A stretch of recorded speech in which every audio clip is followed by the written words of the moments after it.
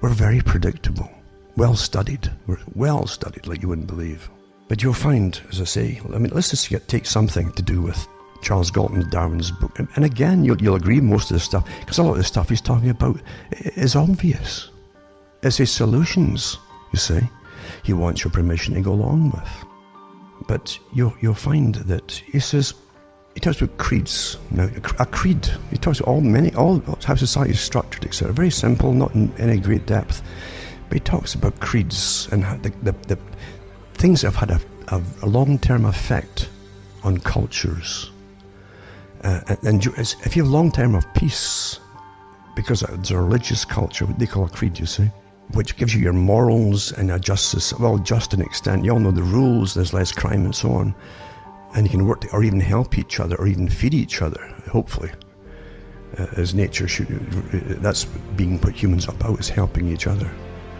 That's how we survived even thousands of years ago, before commerce came along the way it is today. But they talk about creeds being awfully successful at that. And before he goes on to creeds in his book, The Next Million Years, he does touch on the different problems in society. But how do you get the public? How do you get the public to just give everything up and be bossed around by their betters, the scientific class, you see? Then he said, this a creed may have the rudiment of the quality possessed by the genes of mankind. The creed, he's talking about the religion, you see, of being able to produce a permanent effect on humanity. If the history of the future is not regarded as the automatic unfolding of a sequence of uncontrollable events, and few of us would accept this inevitability, then anyone who has decided what measures are desirable for the permanent betterment of his fellows will naturally have to consider what is the best method of carrying his policy through. So he's talking about ways of getting you to depopulate yourselves, even sterilization of the unfit, etc. That's what he calls it, the unfit, and even feeble, all the stuff that the Nazis were blamed for. And this is after Nazi Germany, by the way, because they brought eugenics back. And one of the biggest pushers of that, of course, was cleverly put through at UNESCO by Julian Huxley. They made it part of the progressive movement. They call it the progressive movement. So progressive eugenics, you see, by progressive genetic alteration. It sounds better than just eugenics that got a bad name, you see. But anyway, getting back to Darwin here, and Darwin says, well, desirable for the permanent betterment of his fellows will naturally have to consider what is the best method of carrying his policy through. There are three levels at which he might work. The first and weakest is by direct conscious political action. Try to get politics to push it through, you see. But don't throw that out the window, right? So he calls that the weakest. He says, his policy is like to die with him, and so to be ineffective. The second is the creation of a creed, or it's a religion, right? Since this has the prospect of lasting for quite a number of generations. So there is some prospect of really changing the world a little with it. So don't forget what he said here. He's given you a lot of stuff in a little paragraph here. So the second is the creation of a creed. But this is a prospect of lasting for quite a number of generations. So there is some prospect of really changing the world a little with it. The third would be by directly changing man's nature, working through the laws of biological hereditary. And if this could be done for long enough, it would be really effective. But even if we knew all about this man's genes, which we certainly do not, a policy of this kind would be almost impossible to enforce, even for a short time. And since it would take many generations to carry it through, it would almost certainly be dropped long before any perceptible effects were achieved. That is why creeds, religions, are so tremendously important for the future. You see, that's what your sustainability and greening and vegan and all that is all part of the new creed that they've created. If you've helped you figure all that out already. And a creed, he says, gives the best practical hope that a policy will endure well beyond the life of its author. And so it gives the best practical hope that the man can have for really controlling his future. So he tells you, this is the 1950s, the book came out, 1952 I think it was.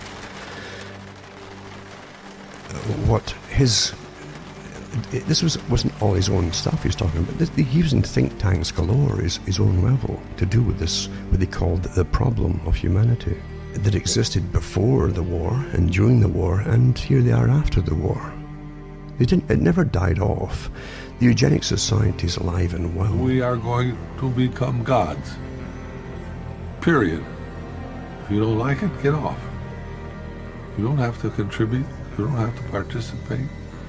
But if you're going to interfere with me becoming God, you're going to have big trouble. Then we'll have warfare. And, it's actually been awfully successful, isn't it? Because they've convinced the West. Never mind the fact that they're going sterile anyway. Just like you'll find from the writings of their other compatriots of these characters, like the Darwins, like the Russells, who all knew each other and worked together in the same think tanks, etc., of how you sterilise the public, etc. And then how to make it desirable to be single, give them lots of sex, take care of any problems by the state, which use tax money to deal with problems, and it'd be awfully easy actually to... Well, how do you do it? You create promiscuity, hypersexualize them through the culture industry, etc. It was all just... People think things happen by themselves. The deep state is real. If the deep state wanted you all to live in an Edwardian or even a Victorian fashion, you go right back to it very quickly. And they could do it too. There's nothing they can't do with you or convince you of, because they have enough psychology and understanding of human nature and the techniques used to change your behaviour. They could do it very quickly. That's what I'm trying to say to you. But most folk will never be convinced anyway, or don't care. Remember again, most folk who don't care too belong to the same grouping, the bulk of the populace, who take the easiest path out of a problem. And the path is always directed for, it's got a signpost for it. This is the easy path. They take it. They take it. They take it.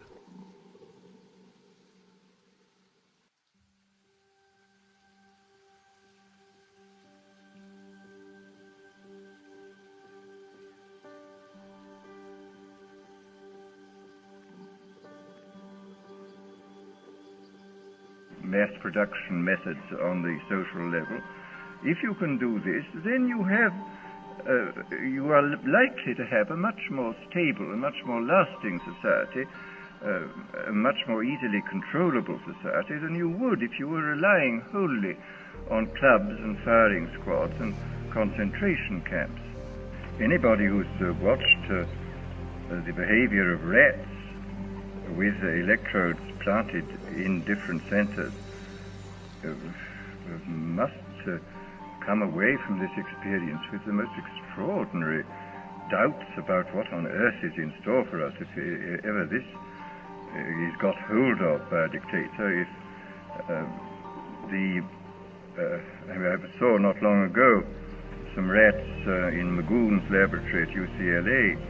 There were two sets of them, one with electrodes planted in a pleasure center, and these rats were, the technique was that they had a bar which they pressed, which turned on a very small current for a short space of time, which we had a wire connected with their electrode, and which stimulated this pleasure center, which was evidently absolutely ecstatic, but these rats were pressing the bar 18,000 times a day. Apparently, if you kept them from pressing the bar for a day, they would press the bar 36,000 times on the following day and would fall till they fell down in complete exhaustion. And they would neither eat nor be interested in the opposite sex and would just go on pressing the bar. Then the most extraordinary rats were those where the electrode was planted halfway between a pleasure and a pain center, and where evidently the result was a kind of mixture of the most wonderful ecstasy in being on the rack at the same time.